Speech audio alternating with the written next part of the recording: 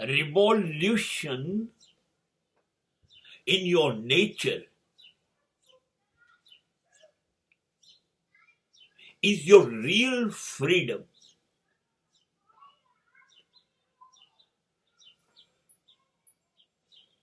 તમે સ્વતંત્ર ક્યારે છો?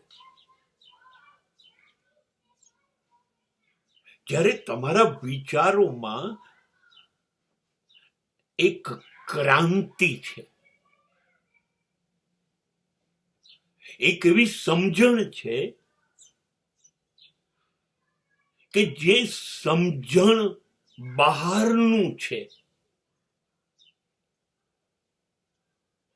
એ નથી સ્વીકારવું મારે. એ ગમે તે કહે તો પણ મારે એ વાત સ્વીકારવી નથી, મને મંજૂર નથી. સમાજ કે છે, દેશ કે છે, કાયદો કે છે, લોકો કે છે, કુટુંબ કે છે, સંબંધીઓ કે છે, એટલે સ્વીકારું. હા, સાચું હશે તો શરણાગતિ છે મારી, પણ મને એવું લાગશે કે આ કંઈક ખૂટે છે, આવું ના હોવું જોઈએ. એ હોવું જોઈએ જે હું વિચારી રહ્યો છું, તો હું નહીં સ્વીકારું. મને મંજૂર નથી એ વાત.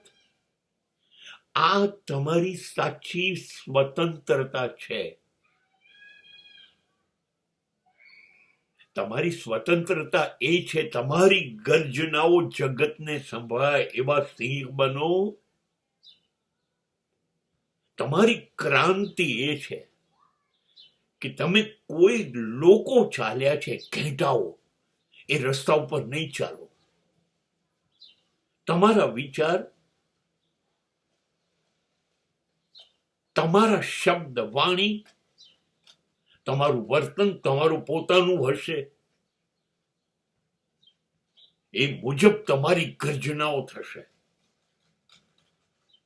વિવેકાનંદ કે શંકરાચાર્ય, બુદ્ધ કે મહાવીર કે જીસસ કોઈના બનાવેલા રસ્તા પર નહોતા ચાલ્યા. એમની પોતાની ગર્જનાઓ છે જે હજારો વર્ષ પછી આજે પણ આપણા દિલ અને દિમાગ ઉપર રાજ કરી રહી છે.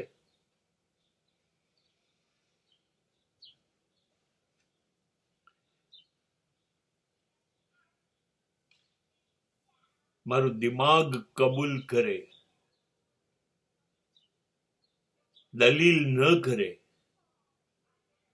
કોઈ તર્ક ન આપે અને મારી લાગણીઓ જે બાબત ઉપર ઓઘ થઈ જાય, સમર્પિત થઈ જાય, મંજૂર હૈ એ વાત સ્વીકારવી, એ જ તમારી સ્વતંત્રતા છે.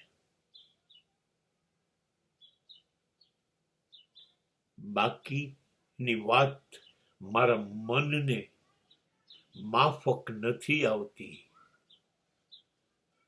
હા, તો હું એ વાત સ્વીકારીશ નહીં.